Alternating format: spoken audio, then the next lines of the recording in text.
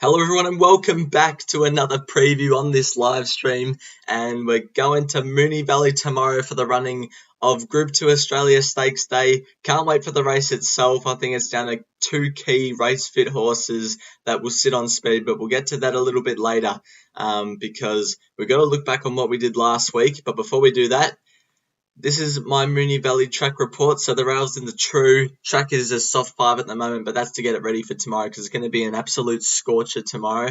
15 to 20k northwesterly winds.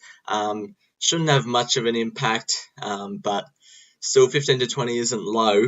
And my thoughts are the track should race fair with every horse getting their chance. Sprint races could tend to horses on speed being advantaged over 1200, but especially over 1000 metres at the Valley, where horses leading on the fence are advantaged. You don't want to get beyond midfield in the sprint races. That goes for 1000 and 1200, especially 1000 metres.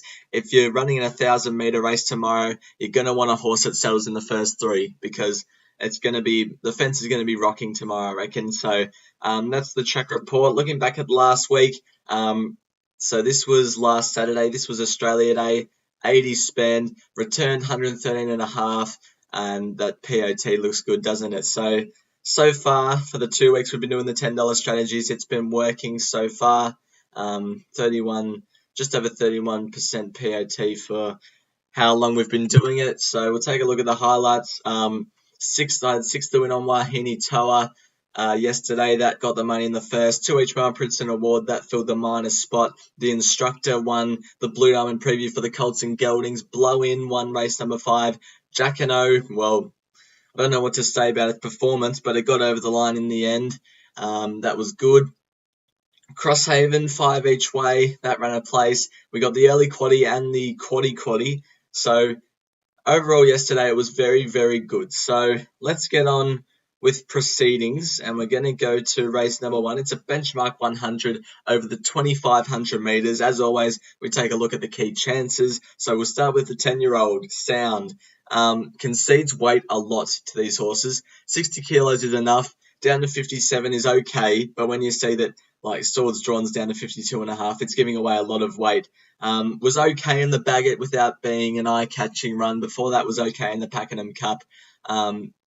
I couldn't have it on top tomorrow. I'm happy to pass on that. Keen on Swords Drawn. I reckon it's ready to win tomorrow.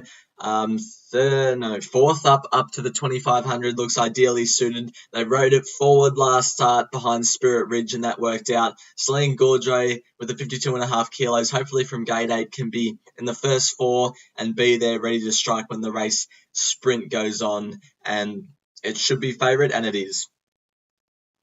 C. Marie for Jamie Carr. Now that Jamie Carr's on, I wouldn't be surprised if they roll more forward, and if they do, C. Marie is going to be hard to beat, but I can only trust what it's been doing its past couple of starts, and that is getting back. So C. Marie, I had in my numbers, but not anywhere near Swords Drawn. Princess Rainis, 51 kilos, Carleen Heffel. Won benchmark 70 last start behind beating Commando Drift and Fighting Arrow. That was good. Has to rise up in class though, but has every chance to go up in class and do well considering it's got the 51 kilos. I couldn't have it because I think it needs to show itself at this class before I can have it.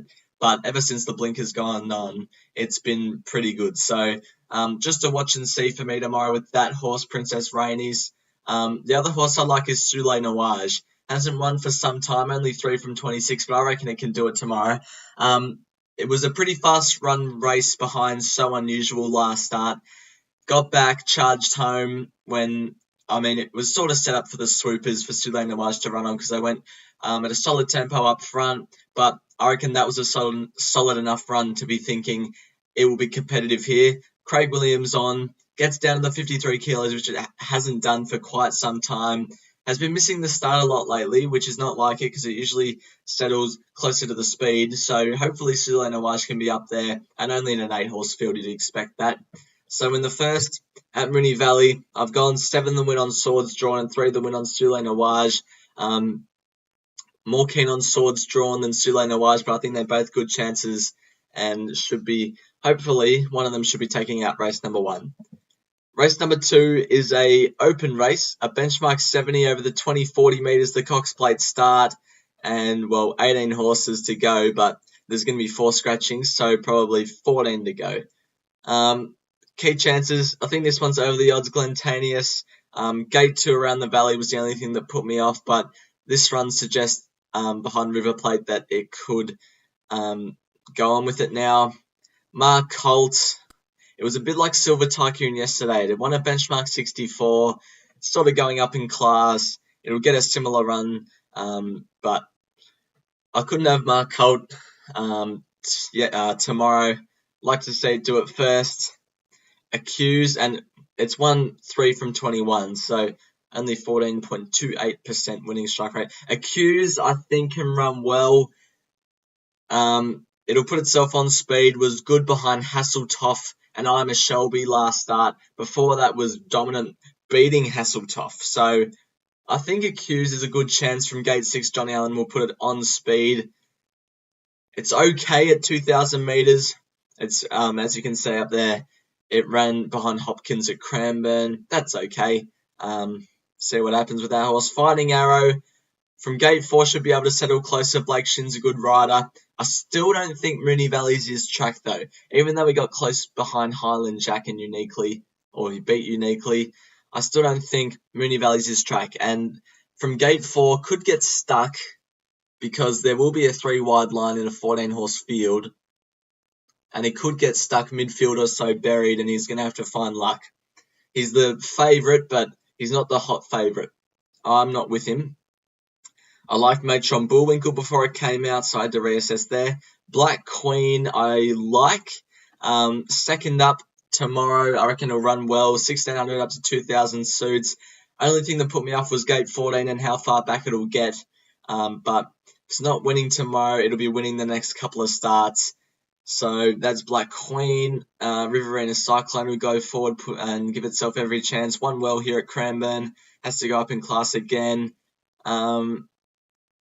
The one I like, though, is Liberated Girl. And I've got a theory. And this theory might sound strange. But let me just go through its form first. So it ran behind So You See and Dane on tour last start. Got into a bit of a bumping duel around the 1,000 metre mark, and that maybe lost it half a length to a length, so it probably should have finished second, closer to So You See, who is a very good horse. Before that, missed behind Dane on tour, but it sat 3-wide no cover that day. Now gets down to the 54 kilos. J-Car sticks. Gate 9 will be midfield or so, and everyone's questioning the 2,000 metres. Well, I've got a theory to this madness. So, Liberated Girl is in a benchmark 70 over 2,040 metres. In race 3, there's a Fillies and Mares benchmark 70 over the 1,600.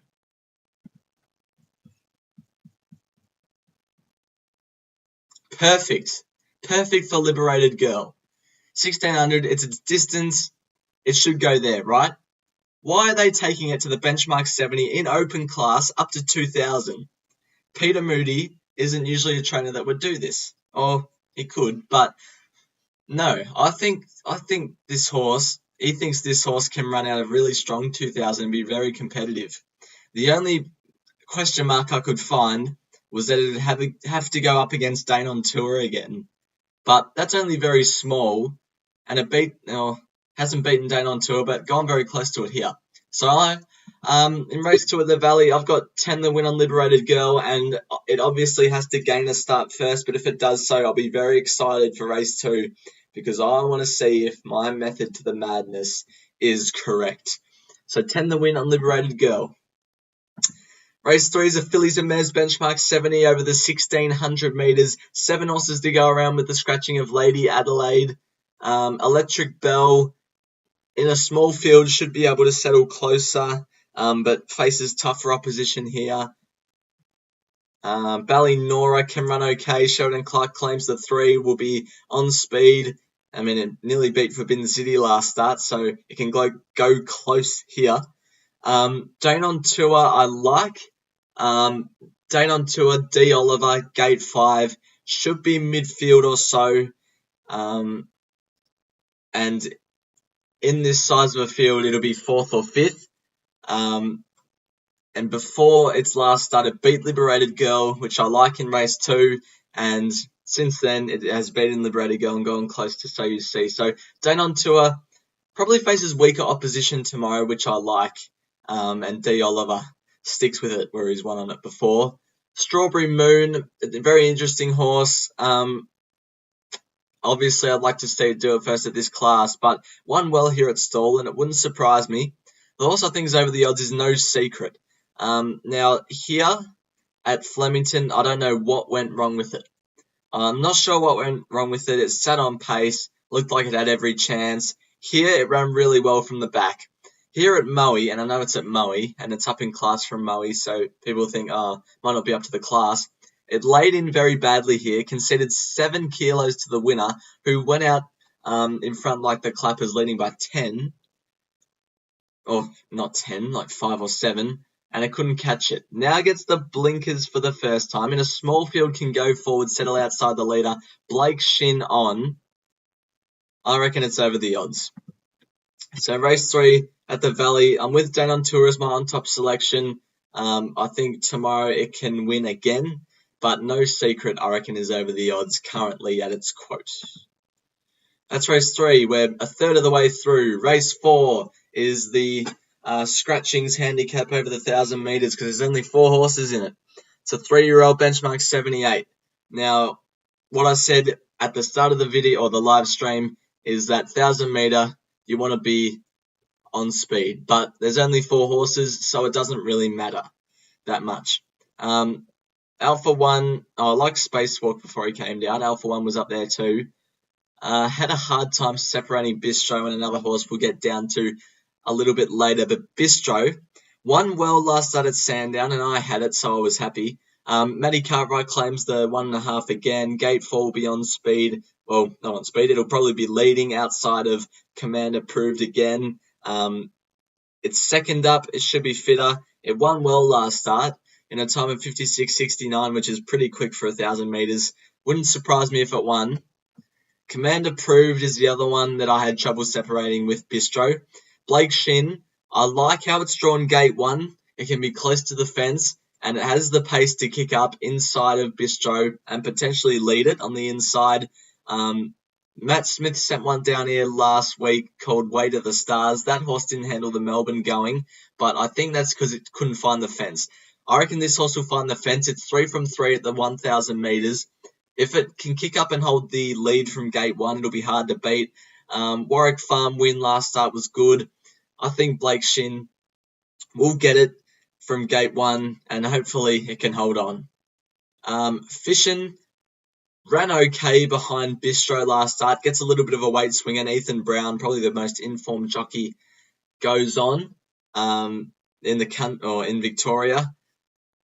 It's been running well. Before that, just missed behind Rich Fortune. Fishin can win in a wide open field, even though there's only 4 horses. And Clarity for Pat Carey is the other one. It would surprise me if it won against like Bistro and Commander Proved, but it can run a nice 4th. So in race 4 at the Valley, I'm with Commander Proved. It was out of him and Bistro, and I couldn't take both of them because, both short prices. But hopefully Commander Proved can lead on the fence, and I hope Matt Smith has sent it down here because he thinks it's good. Race 5 at the Valley is a benchmark 70 over the 1,000 metres. 1,000 metres. You want to be in the first couple. And we're going to take a look at the key chances. Moa Reagan. Now, it hasn't run for a while. It's first up. Gate 10, 61 kilos. Blake Shin. Will it try and go to the front first up? I'm not entirely sure or certain of that. If they go back, they're not going to be able to catch the leaders. It's 1-1 from 20. I couldn't have it tomorrow, but if it goes forward, it could be some sneaky chance. Bifrost is another one that I'm keeping safe. I really liked its win at Stony Creek here, and then it went to Moonee Valley behind Unflinching, was nowhere near it.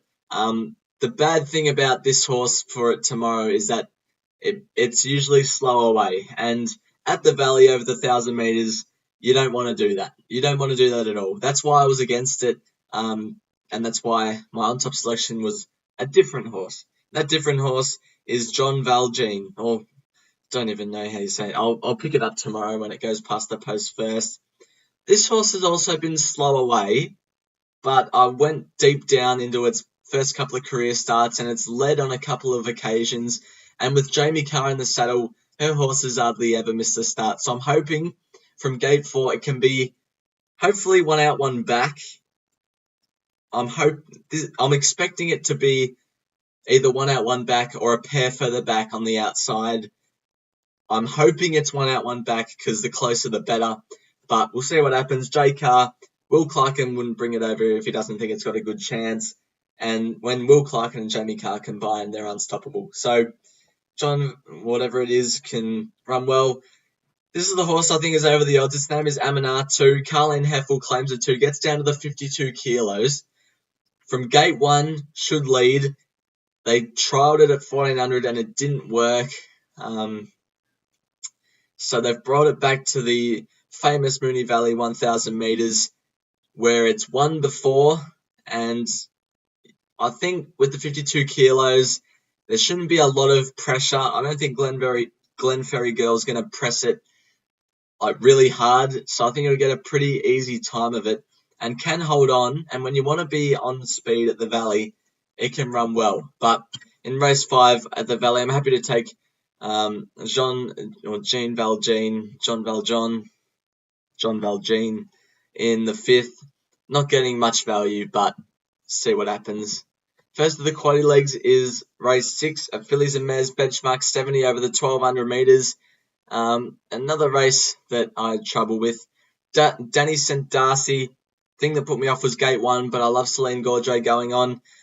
59.5 kilos, claiming the 3. Beat Rio Yuki, who was disappointing yesterday, and Blow In, who won yesterday, last start. That was good, but gate 1 put me off. Curatia, I had in for a very close second. I really like his profile. Just missed behind Dazzling Lucy last start, although that race was probably set up for the swoopers. Gate 9, we'll get back. Cartwright, 60 kilos. Before that was dominant at the Valley, the same track and trip. It can win, and I wouldn't be surprised if it does. This horse, I reckon, is over the odds. Defiant Diva. Now, I like everything about it except for gate 7 and its position in running. It's probably going to get back, which you don't want to do over the 1200 at the Valley. But first up, it usually does pretty well. It's won at 12. It's even won at 1,000 metres before. So I reckon it's way over the odds to find Diva. It can run a race first up. Luna Cat I had as my on-top selection. First up was a very big eye catcher behind No Way Ever and Unflinching. That former stacked up Unflinching came out last week and won. Luna Cat from gate 3. First mission it has to do is jump the gates, because last start it missed the start and had to go back to near enough to last. But from gate, it's drawn a gate where if it jumps well, it can put itself midfield to potentially on speed be in front of Curatia and probably have first crack before Curatia does. So Luna Cat, I'm hoping if it jumps the lids, it can be closer. And you can see the first up record compared to the second up record. It'll just get better as it gets out to 1200. I'm Divine. Can win, but probably needs to find a couple of lengths, as does Lady Hampton. Little Miss Cubie's in the market for J Carr. Was good behind Field of Praise and Unusual Culture last start. Before that was good behind Red Card and Juice. Don't have it tomorrow though. Race 6 at the Valley of Fillies and Mares. Benchmark 70 over the 1200. I'm having 8 the win on Luna Cat and 1 each way on Defiant Diva. Hopefully that can get us something. And this is the big one. Race number 7 is the Group 2 Australia Stakes over the 1200 metres for the Wait for Age horses. And let's take a look at the key chances. Superstorm's off more than a year off, so I'm happy to be against it. Western Empire, don't know if it can catch the leading 2, but it can run into a place. I've got it as my 3rd pick. Ironclad 2100 back to 1200 off a little 5-week break. J Carr on gate 1 can run okay. I like Jigsaw. Has won 3 on the trot ever since he's been gelded. They've just taken him to the lead and he's done the rest.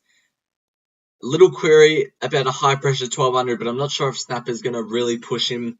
He might, but I don't think he will. From gate 2, hoping Daniel Moore can hold the lead.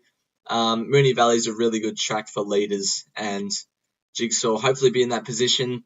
It did well to hold on in the Christmas Stakes and just needs to repeat that performance to win. Snapper is the other big key chance. John McNeil, gate 5, will probably be on the outside of Jigsaw. Second, got its own way in the Standish, and it was a sit and sprint, and it beat Rose Quartz and Dawn Passage. Dawn Passage came out yesterday, was pretty good behind Gentleman Roy. Before that, was okay behind Invincible Caviar and My Yankee Girl. Raced a bit fresh there. It was good in the Standish. I've got it for a clear second pick. Calypso Rain first up probably gets too far back, but we'll see how it goes. And Chirath first up, I didn't think it should be as short in the market as what it is. I think it should be a bit bigger in price. So in race 7 of the Valley, I'm happy just to go Jigsaw. I think it's going to be leading on the fence, and hopefully it can lead all the way to win race number 7, the Australia Stakes. Race number 8 is a benchmark 70 over the 1200 metres, and this is another wide open race that I had trouble with. Deep Speed is the class runner in the race. From gate 7 should get a nice run. Matty Lloyd claims the 2 kilos. Was good behind Cargo and One More Jack last start. It can run very well at double figure odds. Magnum Bullet won it at this track and trip and class 2 starts ago, beating Social Conscience and John and Joe. Faces probably a tougher test here, and was just fair behind Jumbuck and Jungle Jim last start. Exeter's the favourite for D. Oliver, and 62 kilos in gate 5. Was good behind Dancer Dubai last week, and it's on the week back up. Before that, also bumped into Dancer Dubai and Crestani. Did okay there. In a wide open race, it probably should be close to that favourite area. 62 kilos, I'm not entirely sure about though. Concedes some weight to a few key chances in the market. And this race I wasn't confident on, so I'm not sure, but I haven't got Exeter tomorrow. Kentucky Casanova, second up, much strip fitter. Laura Lafferty will be on speed from gate 8 and be running well. Was only fair behind Jumbuck and Jungle Jim last start, so it's going to want to improve. Blood Oath gets Craig Williams on. Third up will be peaking. Gate 6 will be running on late. This is my value selection in the race. It's Win Some for Ethan Brown. Gate 9, this horse just hasn't bounced back to form for ages. But last campaign, it had a few issues. That time it ran at Geelong 2 starts ago. It was just horrible what happened to it. And before that, it just had excuses. If it can bounce back to its best form, Ethan Brown on's good. Gate 9 will be midfield or so, and it ran okay behind No Way Ever and Unflinching.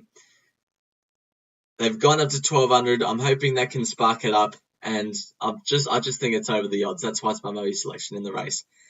My on-top selection is Extreme Step. I don't have much confidence, but Gate 2 is the main thing that put me off, but I'm happy to be with it anyway. Should be somewhere near the speed from Gate 2. Mickey D's a good rider, has ridden it basically all throughout its career. Was okay behind Dazzling Lucy and Croatia, but I think that might have been a bit of second up syndrome and it sat too close to the hot speed. So I'm hoping third up it can be fit enough to win, and if it can reproduce what it did first up, it's a very big chance. So in race 8, I'm with 8 the win on Extreme Step and 1 each way on Win Some. Hopefully both those horses can go close. And you didn't see that. Race number 9 is a benchmark 78 at the 1500 metres. We'll take a look. Lyrical Lad has to carry a lot of weight again. Don't know if he can turn the tables on these two. Worsfold's a very, very exciting horse. Very exciting horse. The reason D. Oliver's not on is because Blake Shin had worked it throughout its preparation. Won on it here. Was on holiday when it ran at Sandown, so that's why Blake Shin's back on. Goes up to the 60.5 kilos, and from gate 7 might find itself in a tricky spot. But this horse has got a lot of ability, and I reckon it'll just be winning the last race. Monarch of Egypt finished close to it. The main thing that put me off was gate 14, and it's never been to this distance range before. It's only won at 1,000 metres, and through the line last up behind Worsfold, it was stopping, so I'm not sure about it. So Risque draws 2 wide again. It'll probably have to get either trapped 3 wide or stuck behind Worsfold, and I don't think it can outsprint Worsfold. Serious Liaison, I think, second up, can run a race at the big price for J Mott. It can run a bit of a race. It was okay here, and we know what ability it's got. Anything else? Shove Over. Got a slow speed last start at Flemington and won. And it surprised me if it won again. Alverdun was a real eye catcher behind Obfuscation and Victory Bay last start. Gate 6 will be midfield and can run well again. But with Worsfold in the last, I reckon it's the one to beat and should hopefully be winning. Going to the back, second crack. Backing Defiant Diva. The only thing that put me off was the map, but it's good enough to win, and I think it's over the odds. Sack Exeter. Didn't know which favourite to sack, to be honest. It was out of him and Fighting Arrow, and I thought both of them were good chances, but didn't know which one to pick. So I ended up going Exeter just because it was slightly shorter. So I've got Extreme Step in that race, and hopefully my theory can produce a Liberated Girl win. It has to get a run first, but I'm hoping it can run a good race in race 2 tomorrow. We'll get on to the quaddies where we won both of them yesterday at Sandown. So the numbers are there. The names are in the first leg of the early quaddie: Glentanius, Mark Holt, Accused, Fighting Arrow, Black Queen, Riverina Cyclone, and Liberated Girl going wide in the first leg. In the second leg, Ballynora, Dane on Tour, Strawberry Moon, and No Secret, leaving out Electric Bell. That might be proven costly. In the third leg, we've got Bistro and Commander Proved, the 2 leaders, hopefully. And to bring it home, we've got Bifrost, John Valjean, John Valjean, and Aminatu, leaving out Mama Reagan. And for the quaddie, we've got Danny St. Darcy in the first leg, Curatia, Defiant Diva, and Luna Cat, and throw in Little Miss QB into that. Take note, throw in Little Miss QB, and if Little Miss QB gets up, it'll be on the winners next week. I forgot to put that number in, and I've only just realised. In the second leg, 2 leaders, 2 race fit horses, Jigsaw and Snapper. Third leg, very wide, Deep Speed, Exeter, Kentucky Casanova, Blood Oath, Win Some, and Extreme Step. And to bring it home, we've got Worsfold, Serious Liaison, and Alverdun. So hopefully that can get us something. But this has been another live stream. Thank you guys for tuning in. The 5 concurrent viewers that are tuning in at the moment. Thanks to everyone that's still watching and watching this on a replay. And I'll see you next week for racing at Sandown. It's Balmain Stakes Day for the mares. Flying Mascot ran second last year, beaten by Probabile. So I'll see you then. Hopefully we can get a few winners tomorrow, and bye for now.